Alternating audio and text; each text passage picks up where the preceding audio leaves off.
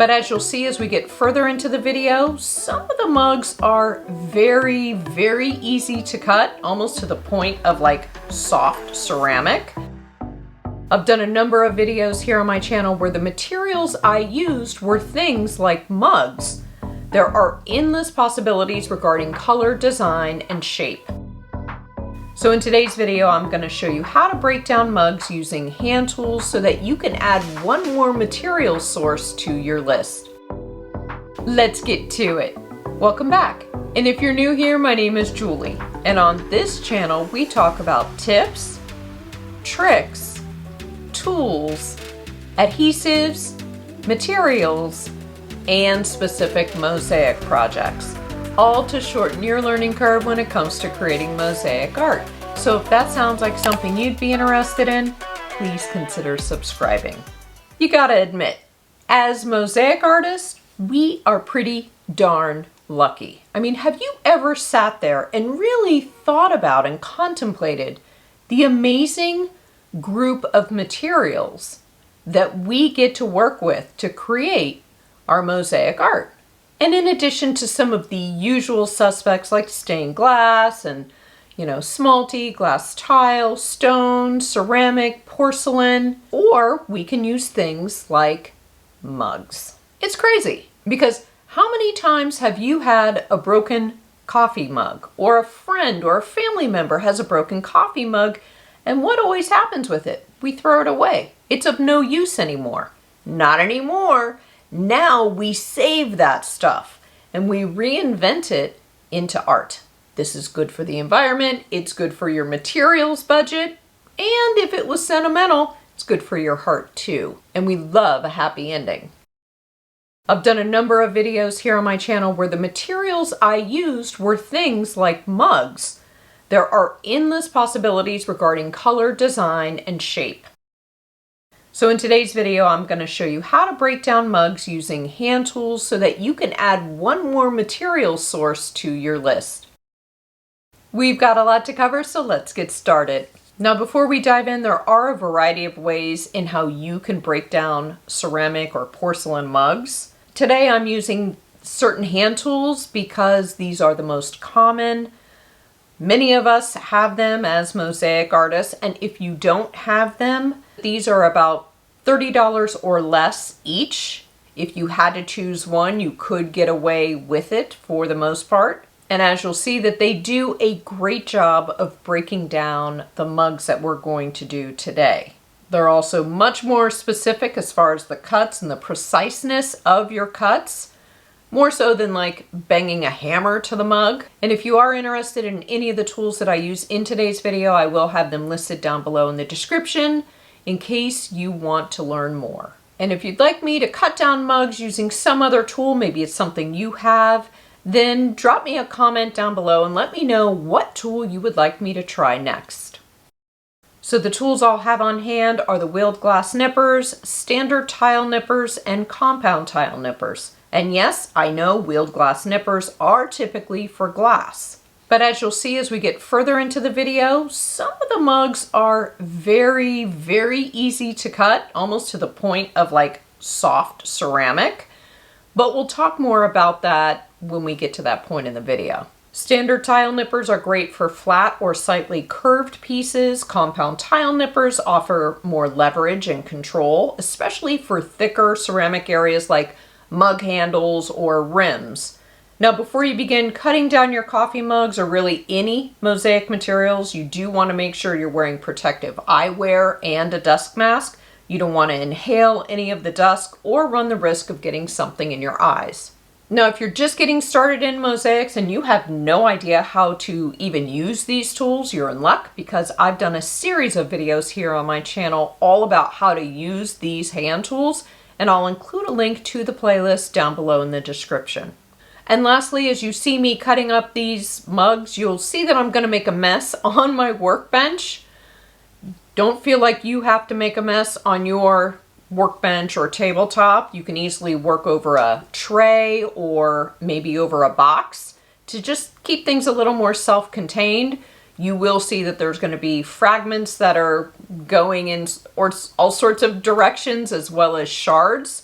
Those can be dangerous, so if you want to contain the mess, a tray or a box, those are going to be your best friends. So if you've been around my channel for a little bit, then you know I cleaned up my studio space earlier this year. What a process! And while I was cleaning up, I found a number of mugs which I needed to either store whole or cut down and put them away in my storage containers. So today we'll be working with the ones that I've decided I'm okay with cutting down. And if you're curious, what did my studio space look like before I jumped in and cleaned it up? I will include a list to the playlist. It is my studio cleanup, as well as there was a video where I told you exactly what I was doing to clean up my studio space. There's a lot of tips in there on how to get organized, because as we know, we tend to collect a lot of stuff when it comes to mosaic art, so I will include a list to that playlist down below as well. Okay, to get started when cutting down a mug, I like to take a look all around the mug. I'm looking at the artwork to see if there's anything special I'd like to keep intact. I also like to look at the handle, especially if it's got a unique shape or maybe the color of the mug is interesting. Is it something that I want to keep intact or absolutely must keep intact? Those are the questions that I ask myself. So I'll start with my standard tile nippers first, and the rim is the best and most obvious place to start. And I like to use gentle progressive pressure when squeezing the handles of the nippers. So don't squeeze too hard right away. Gentle pressure allows for cleaner breaks. As far as the tools are concerned, of the three I'll be using today, I do consider the standard tile nippers to be sort of in the middle strength-wise compared to the other two hand tools. So I'll start with my standard tile nippers first. And you want to get a feel for how hard or easy the mug is going to be to break. So if the mug resists to break, then rotate it slightly and try a different angle. I can tell that this is a solid coffee mug and may require some extra hand strength. But when I see that the mug is just so hard to cut, I'm not going to sit there and fight it. I'll switch over to the compound nippers to see how those will do. And looky here. How nice did the compound nippers do in cutting this mug in what looks like almost in half? So think of the compound tile nippers as doing your heavy lifting. So I did a little cleanup around the handle of the mug, and I will do this to a certain extent, but I don't want to get what I call too greedy, so to speak, that I cut too much off and cause unnecessary tension in the handle, causing it to crack or break. I'd much prefer to keep the handle intact and have some of the body of the mug still attached to it. Now for the record, I usually do keep the handles intact, and I have a growing collection of them in all sorts of shapes and colors. They're fun to use in mosaic art. And then once I cleaned up the handle, I moved on to the mug body pieces. Now I'm trying to save some of the little sun designs here.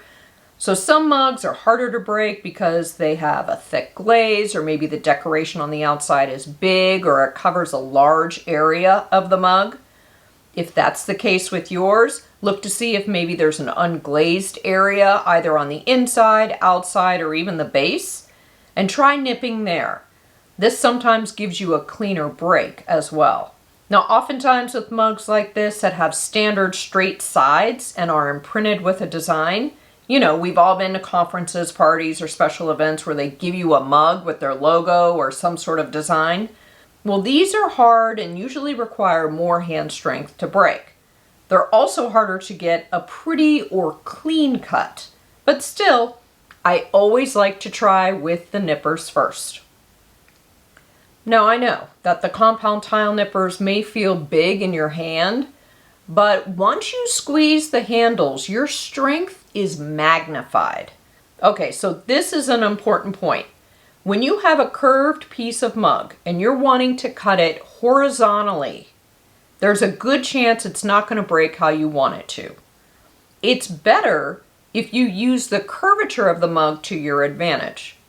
But if you were to cut that same piece of curved mug vertically, you'd probably be much happier with the result. And that's because you wouldn't be breaking against the curvature, but rather with it.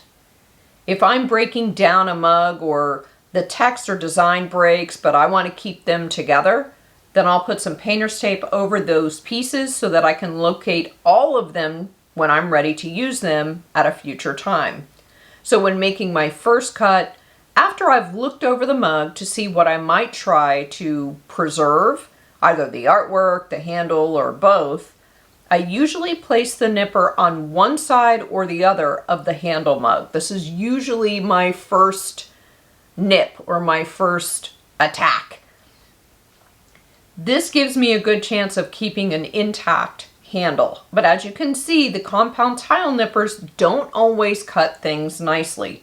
Certainly not as nice as the first mug where I basically got two halves. Some mugs are so strong or thick, and even the compound tile nippers are put to the test. When cutting down mugs, when there's a little bit of a design or letters, but for the most part it's just a whatever background or a solid background, you might want to consider saving those pieces too, either with the design you're saving or just separately in a pile. Because you just never know when you might need that color of materials, so why not save it? Okay, so as you can see, I've got quite a pile of broken mugs here on the table. So every so often you may want to clean this stuff up, either by sorting through them and putting things in piles or just sweeping off your workbench table. Why do you want to do that? Well, obviously it's a mess, but more importantly, there are lots of little ceramic shards here, and you want to try to avoid them because they will stick in you like a splinter. And yes, also make sure that you've got a stash of bandages close by. I'm not kidding. These are my favorites because they stay on and still allow me to feel the materials in my hands as if I don't have a bandage on at all. I absolutely love them. Okay, so this next set of mugs are shaped mugs, and shaped mugs can be much easier to cut. It's kind of a crapshoot as far as if they're going to be hard to break or not. And it turns out the compound tile nippers are way too much or way too strong for this mug. It turns out I can get away with using my wheeled glass nippers instead. This is what I was talking about earlier when it feels like the ceramic is almost a soft ceramic. And the wheeled glass nippers also allowed me to get much more precise cuts from the mug pieces. Now, I tried to cut things out in a way that made sense to me and how I envision using those pieces in the future. So in addition to cutting the sides and handles, sometimes I'll even try to cut the bottom, which is called a back stamp. You see these on the backs of plates and bowls too. It says who the manufacturer is and maybe even where the plate, bowl, or cup was made.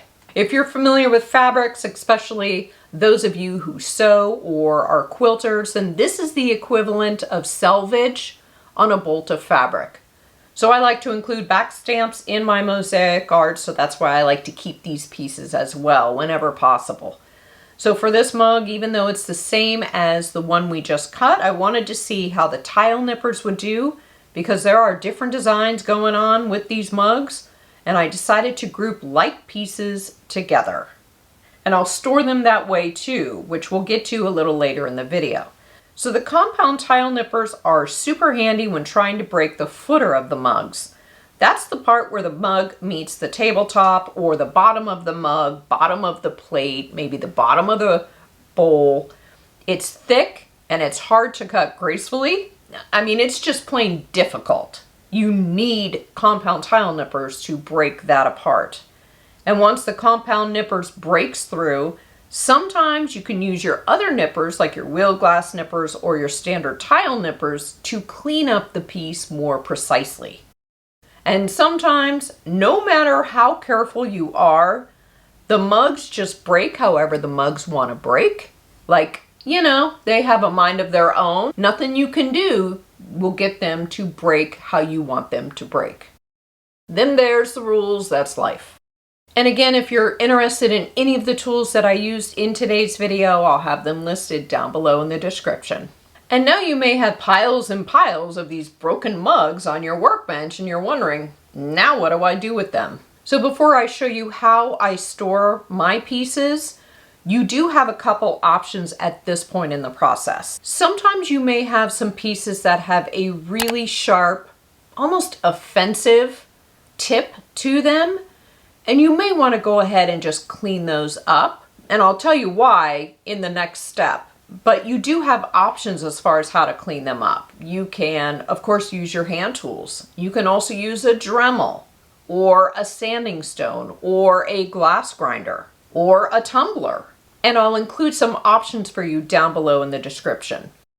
Okay, so personally, I don't usually do that unless there's just a horribly cut piece that has a sharp point and it's something I know I won't use. I like to keep the pieces as big and whole as possible because I don't know how I'm going to use them in the future, and I like my options. But I also want them to be closer to flat instead of curved like a mug. So there's a fine line on what size of piece I'm willing to cut them down to. And that's just my personal preference and my storage capabilities. You may like to keep your pieces bigger regardless of how curved it may be. So if I have a piece that's got a sharp or offensive end, I'm going to go ahead and clean it off right now before I get to the storage stage. And for storing all of your cut up mugs, you do have options. So one of which is the storage system that I created. I've done a whole video here on my channel that went in depth on how I store my plates, bowls, and cups, including when they're whole and when they're broken down, like these are here. And I'll include a link to the video down below in the description. So I like to use zipper bags to store lots of different types of Mosaic tesserae, including broken down mugs. And yes, I do reuse my zipper bags. And because I use zipper bags, this is exactly why I like to nip off any horribly offensive sharp points so that they don't break through the bags. And then I bag-like items together, kind of like what we learned in preschool, right?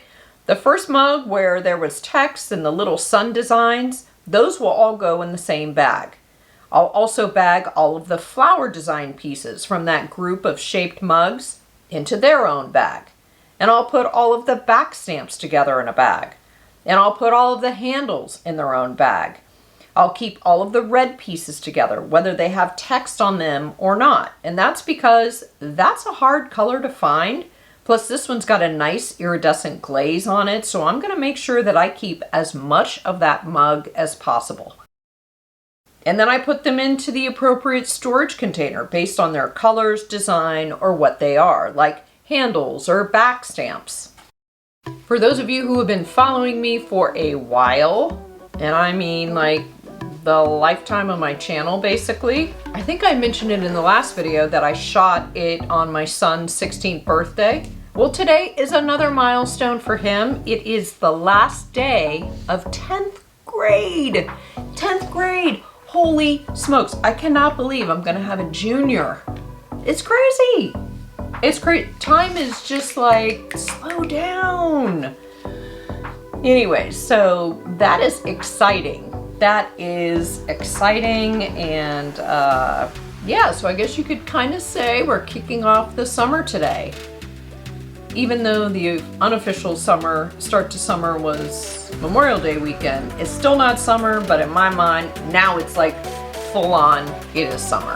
Thank you so much for spending a little bit of your time with me today. I do appreciate it. And have fun breaking down those mugs. It is fun, especially if you can get some less expensive mugs at like thrift stores or yard sales or whatever, but have fun with it. It is such good fun, such good fun. Anyways, I will see you soon. Love you. Bye. For more Mosaic inspiration, check out one of these two videos. Thanks for watching, and I'll see you soon. Bye.